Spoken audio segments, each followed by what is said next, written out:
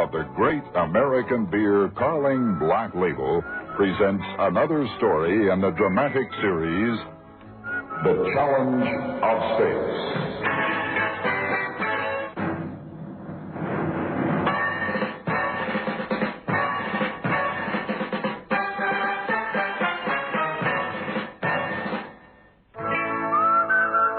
Good evening.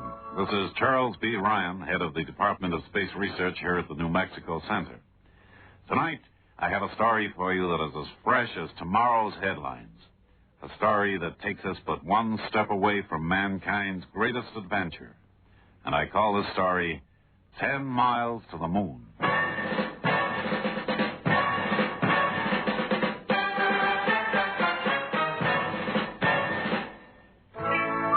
When the sun burns straight overhead and the grass lies scorched underfoot, when the breeze is gone and the air hangs heavy as lead, when the red dust cakes on a man's face and the dryness bites deep in his throat, that's when a man needs a beer.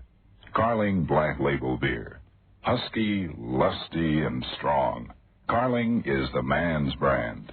Extra-strength Carling Black Label is now brewed right here in South Africa, so you don't lose a day of that lusty, lively taste Carling is world famous for. If you've got a thirst, put our brand on it. Carling Black Label, brewed for men in 18 breweries around the world.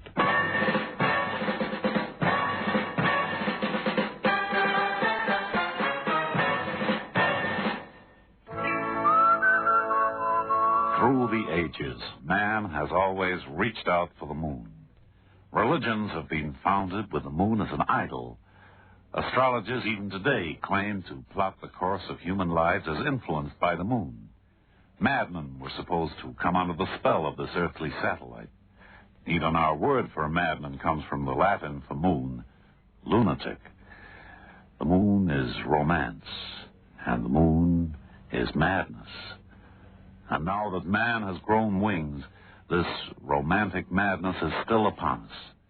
For we are the people who are blessed with the technology and the ability to do what man through the ages could only long to do. To reach out and touch the moon, to walk upon it, and to say in truth, we have known the moon, and it is ours.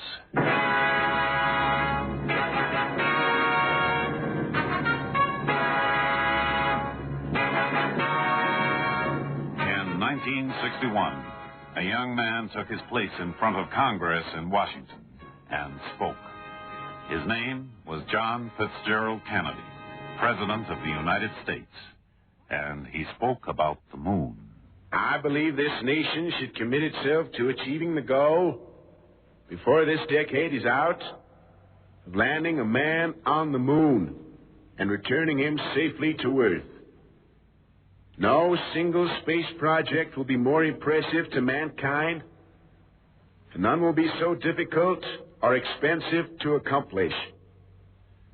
And I ask this Congress for funds to enable... An impossible dream? Another instance of moon madness? At the time, that's what it seemed to be, because the Russians were far ahead in the race toward the stars. America had not even been able to place an unmanned lunar probe closer than 20,000 miles to the lunar surface, and that's a good distance away. Nobody believed then, even remotely, that it could be done. And yet, in 1962, President Kennedy spoke again, spoke on the same subject. No nation which expects to be the leader of other nations can expect to stay behind in this race for space. That challenge is one that we are willing to accept, that we are unwilling to postpone, and one which we intend to win. The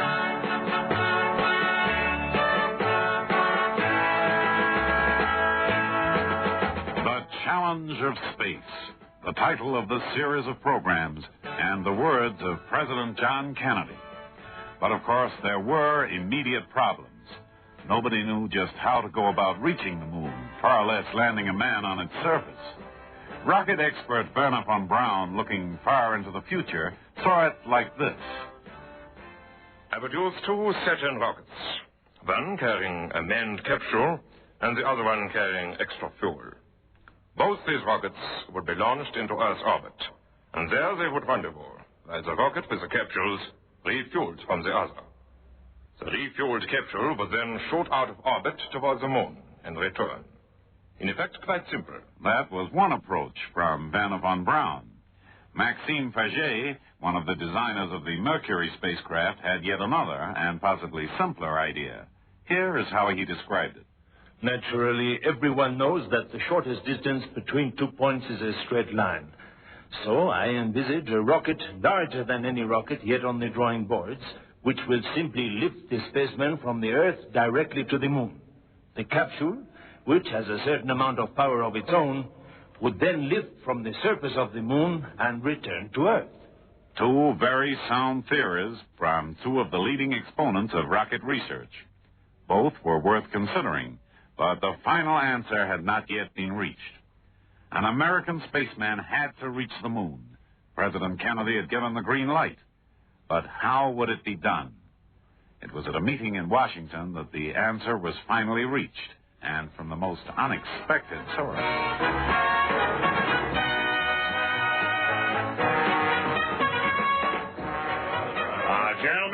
Gentlemen, please, thank you.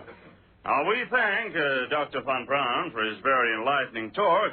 This is, I think, worth serious consideration. Now, our next speaker, some of you may already know, although he prefers to stay out of the limelight. Gentlemen, Dr. John C. Hubolt.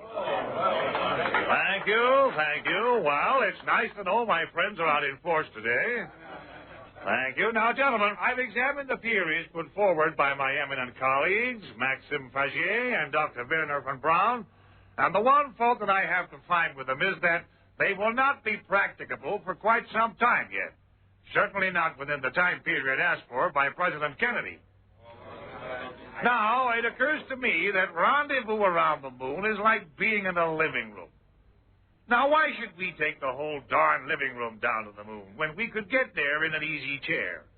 A little tiny craft, rather than a big one. So I've evolved this theory, which falls right within my field of work, called Lunar Orbit Rendezvous, or LOR. Now, gentlemen, tables of my figures have been handed to you. If you have any queries... Yes, you are being misleading, Doctor. Your figures lie. Point of order, Dr. Faget. Please control yourself. Yes, Dr. von Braun, you have the floor. With respect to Dr. Hubolt, Mr. Chairman, I'm afraid this idea is no good at all. John C. Hubolt's idea was dismissed. He was asked to drop the subject of lunar orbit rendezvous entirely from talks he gave at NASA meetings and conferences.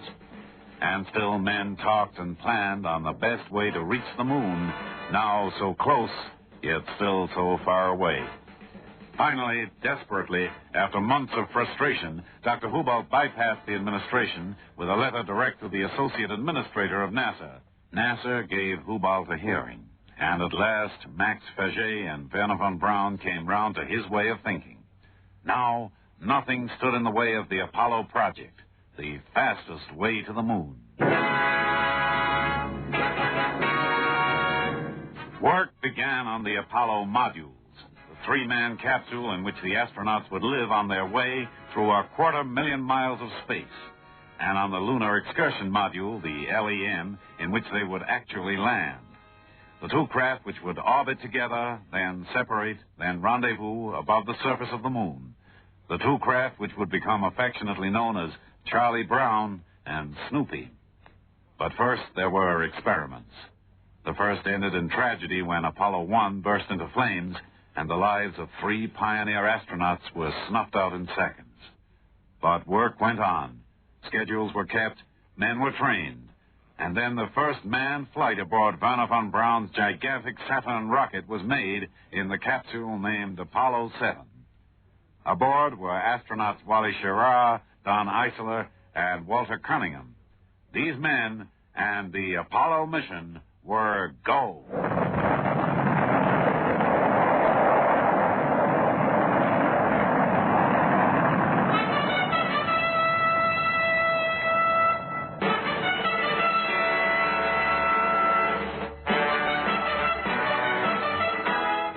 practiced the intricate maneuvers of docking in orbit, then returned to their native Earth. But then America gave the world a Christmas present unlike any it had ever had before. Astronauts Frank Borman, James Lovell, and Bill Anders flew their Apollo 8 capsule around the moon. Chris, the horizon here is very, very stark.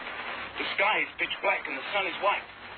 We can see the lunar craters Casper and Gilbert. Further on the horizon, the mountains are coming up now. They're heavily impacted with numerous craters.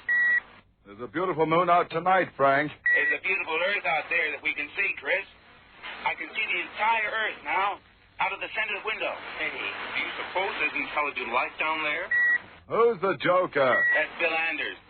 But you know, as we headed out toward the moon coming up here, the Earth got smaller and smaller. The continents blended together. Maybe man's problems will also blend together and get smaller. And we can start generating a spirit of cooperation. Merry Christmas, Frank.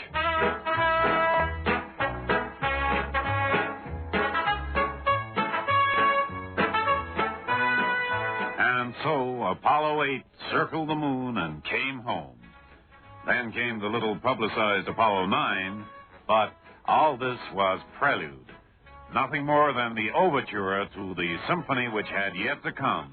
Because now came the second to last step in man's greatest achievement. Now, wheeled out on its enormous gantry to the launch site at Cape Kennedy, comes the mightiest rocket the world has ever seen, the Titanic Saturn V, the brainchild of Wernher von Braun. The Saturn V rocket, the most powerful of all the Apollo boosters, consists of 3 stages. The first 2 stages are jettisoned immediately after burnout, by which time the third stage and the modules will be in a parking orbit around the Earth. Now, a 5-minute burn of the third stage boosts the spacecraft past escape velocity, the speed needed to escape the Earth's gravitational pull, and sends it on its way to the moon at 24,000 miles an hour. After the third stage is jettisoned, all motive power comes from rockets contained in the service module, which is only jettisoned shortly before splashdown. Dr. Wernher von Braun, atop his powerful Saturn V rocket, waiting for the fire which will send them hurtling toward the moon, sit 3 skilled men. Command pilot Tom Stafford and fellow astronauts Eugene Cernan and John Young. And as they wait to hear the countdown reach the 0 mark, let's hear from Command Pilot Tom Stafford. Apollo 10 Command Pilot Stafford describes the mission for Apollo 10. The major reason behind the Apollo 10 mission is to pull together all of the known facts that we've had in the past in the previous Apollo missions and find out the final unknowns before the actual lunar landing mission. Tom Stafford, you're going to be a very busy man those few minutes before liftoff from Cape Kennedy. Would you describe what you and John Young and Gene Cernan are doing inside the spacecraft there from about T-10 on down to 0? All right. At this time, we're going through the final switch position checks with the spacecraft test conductor, and I'm monitoring the booster tank pressures and the booster parameters down below. And I have in charge of the aboard handle. John Young is looking at the computer in the center seat and looking at some of our basic small engine parameters. And Gene Cernan's on the right, checking the fuel cells, electrical power, around nature's AC power, DC power, and the systems on the right-hand side. Tom Stafford, interviewed by William McCrary and Red Turner on the Voice of America. And at this moment, in the Houston Space Control Center, tension is mounting among controlled activity. The time is 18 seconds and counting. 17 seconds and counting. Guidance in channel. 15, 13, 15, 12, 11, 10, 9, 11. Mission sequence start. Engines on 5, 4, 3, 2. There's the fire. Engines running. Launch commenced. There it goes. It's moving.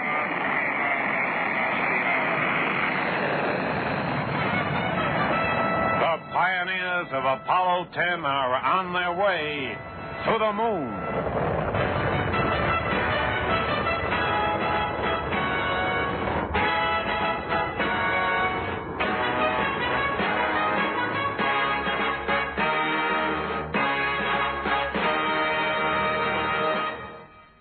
something? In these mellow after-supper hours, there's nothing like a beer to make a man feel good, relaxed and good. And there's no beer like a Carling Black Label. Carling is the man's brand, the great American beer that's now brewed right here in South Africa, so you don't lose a day of that lusty, lively taste Carling is world famous for. Got a thirst? Then why not get your hands on a Carling right now, cold and frosty in the can.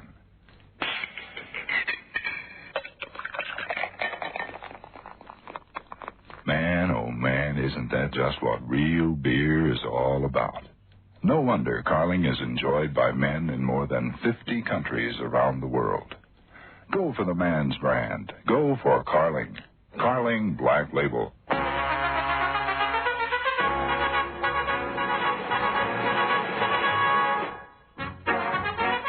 At this point, I'd like to backtrack slightly in time to just a few moments before the launch of Apollo 10 from Pad 39B at Cape Kennedy. Because it is at this point that the story of this voyage, the voyage of the astronauts themselves, begins. Over then to Red Turner at Cape Kennedy for a description of the vehicle that these men will ride. On top, we can clearly see the Apollo spacecraft and the command and service module below. The spacecraft standing on the pad stretches over 130 meters into the sky. The weight out there on the pad at this moment is 2,945,134 kilograms. This is the heaviest weight ever lifted into space by the United States, and we believe the heaviest ever lifted into space in history. Scheduled to go toward the moon will be 94,500 pounds, or 42,865 kilograms of Apollo and lunar module spacecraft to be slung away from the Earth and headed for the moon. That's the machine that Werner von Braun built.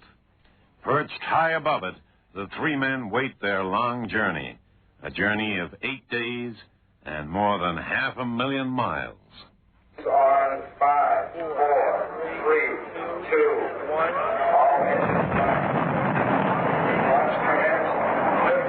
We have liftoff.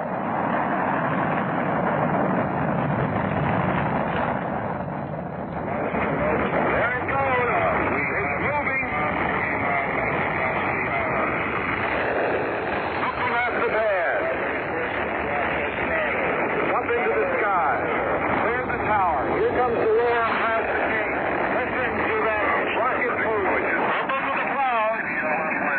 Rock and roll. Disappeared into the clouds. That's William McCrory at the Apollo News Center in Washington describing the launch of Apollo 10. Now, just how fast does a rocket this size travel? How long does it take to place three men, their equipment, and a booster rocket into orbit? Let Jack Riley answer that question from the Apollo Mission Control Center in Houston. With all systems go, just more than 3 minutes into the ride. Downrange 81 miles, 46 miles high. 81 miles downrange, 46 miles high, at 3 minutes and 9 seconds into the mission. And just 1 minute and 40 seconds later, the ship was all of 230 miles downrange and 76 miles high. Some ride. And maybe Eugene Cernan said it best just shortly after liftoff when he spoke with his buddies up there. What a ride! Oh, babe, what a ride! Beautiful. Everything's looking good. It's fantastic, babe. Really fantastic. Just like old times. Then, scarcely 10 minutes after liftoff, this was the news from Apollo 10. 15 minutes after liftoff from the Earth, and the spacecraft is now moving fast out across the Atlantic. It is safely in orbit and beginning its first revolution of the Earth. The raw power of the gigantic Saturn ship, placing the three men in their orbit less than 15 minutes after liftoff. Now they began their first swoop around this Earth of ours, crossing even the sprawling continent of Africa in a handful of exciting minutes. They're well into orbit. They'll pass over the Canary Islands, going over the continent of Africa, over Mali, Niger, Chad, in another 4 minutes. Central African Republic, Uganda, over Nairobi, right over Nairobi, and out over the Indian Ocean.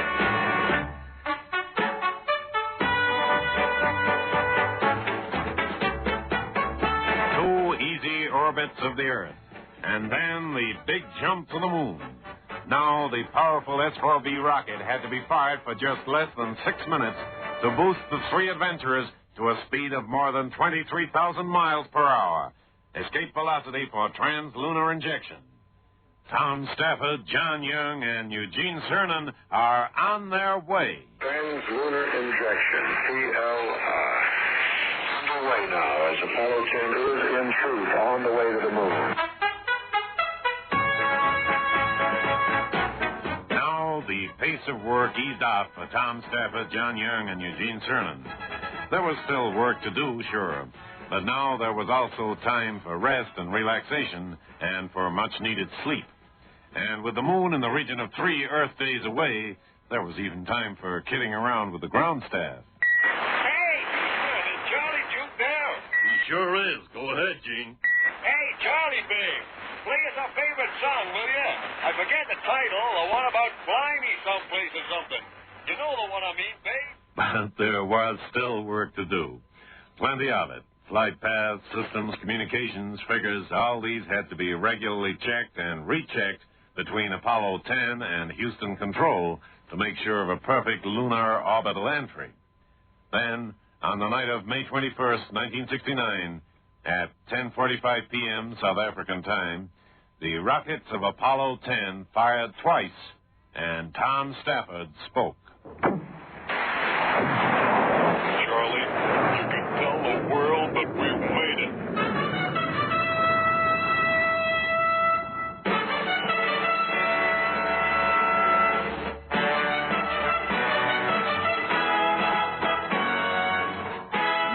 Was once more in orbit around the moon, and now the pace quickened.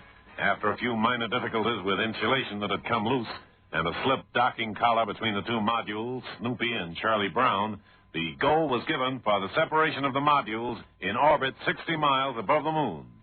Expert hands at the controls, the two modules moved slightly apart in their lunar orbit. The separation burn. This is a maneuver in which the command module will slowly fire its RCS for reaction control system clusters and back away from the lunar module. Okay, separation. There we go. There's the burn. That's John Young confirming his 2.5 frequency. Completed process firing there, John, and you're moving away. Stafford says I can see your clusters firing, John, and you're moving away. 5.3 on the Nifty and 5.0 on EMS and 0 on EMS. Young doing readout. Adios, and we'll see you back in about 6 hours. Stafford said adios, and we'll see you in about 6 hours. For the first time, orbit around the moon. Men are going off into a maneuver in a spacecraft designed only to operate in space, the lunar module. The first flight of a spacecraft designed and built only for travel in space. See you in 6 hours, says Charlie Brown to Snoopy. And now, there's just one more step to go on this important mission, the descent to 10 miles of the moon. But suddenly there's trouble. Snoopy fails to pick up the signals from Charlie Brown's radar transponder. Stafford calls John Young to check the transponder, and John Young replies. My transponder is on. That's John Young. Transponder is on, and the jet switch is operating. Transponder, this is one of the... Get the radar signal here, I sure don't. The lunar module now wants to check out its rendezvous radar mechanism. Transponder, an electronic device on the command module which says, here I am, when you're looking for me. Hello, Houston. Until we have a new upgrade on a QTech 260. That was Gene Cernan asking Houston for an update on the guidance system. Stand by. We'll have it in a moment. Thanks, get you over the radar signal stream. Okay, am I below you or above you? So you're right up. That's Stafford. I need John Young for a little better transponder lock from the Charlie Brown transponder. Roger, we've been copying your problems. We're working it down here. Stand by. Is this a no-go for DOI? It's a no-go smooth for descent if this radar doesn't work. This thing is rate 0. Let me check the circuit. That's John Young saying that the instrument's working properly on the command module. How about trying to recycle the power switch, Charlie Brown? Turn the switch off and back on again. That's what the Earth is telling you. You guys, it's on. Now I can kiss you. A cry of relief from Eugene Cernan. Babe, I could kiss you. And now, descent. And the lunar module goes down. Skimming over the craters and hills, Snoopy searches for a landing site for those who will follow in a few weeks' time. On the dark side of the moon, communication from the little spacecraft blacks out.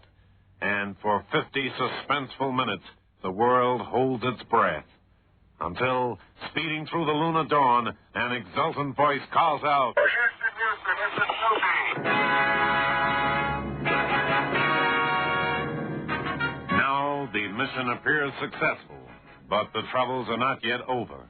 Halfway through the second orbit, only 9.4 miles above the moon, Snoopy's controls go out of kilter, a moment of nightmare for the two men aboard.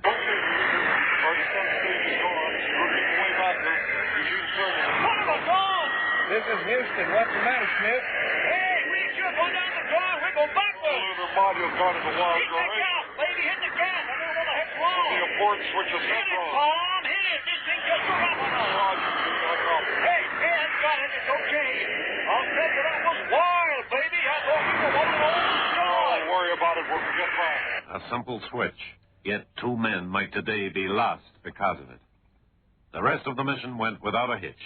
Snoopy and Charlie Brown redocked in lunar orbit, and Charlie Brown, now with all three men aboard, sailed back home to a splashdown which today is almost routine. But two friendly, heartwarming messages had yet to reach astronauts Tom Stafford, Eugene Cernan, and John Young. The first came as they sped back toward the Earth. Hey, I've got a message for you guys. Here it is. Congratulations to Snoopy for doing what I've been trying to do for a long time. Signed, Red Barrett. And the other came from the crewman of the astronauts' pickup ship, the USS Princeton, as the three pioneers were plucked from the waters of the Pacific. Painted on the bottom of that helicopter a special welcome sign. Two big eyes and a message, "Hi there, Charlie Brown."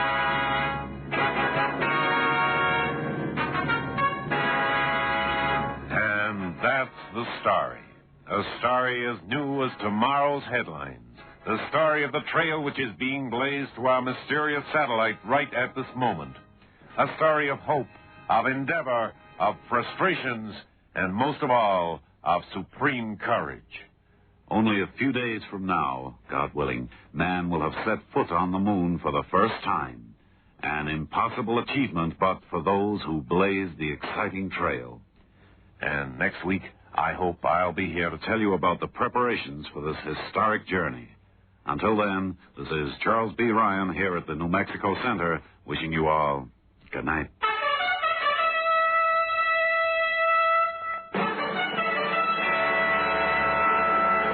Recorded material in tonight's program was used by courtesy of the Voice of America.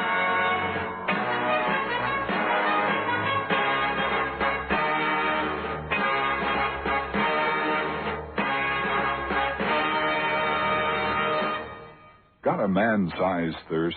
A thirst for a beer that's strong, husky, and lusty to the last lively drop? Then go for the Man's brand, now in new man-size cans. Big new 16-ounce man-size cans of Carling Black Label are available now in the Transvaal, Free State, and Northwestern Cape areas. Man, oh man, this is what real beer is all about. Go for the Man's brand. Carling Black Label beer in big new man-size cans. Carling Black Label beer.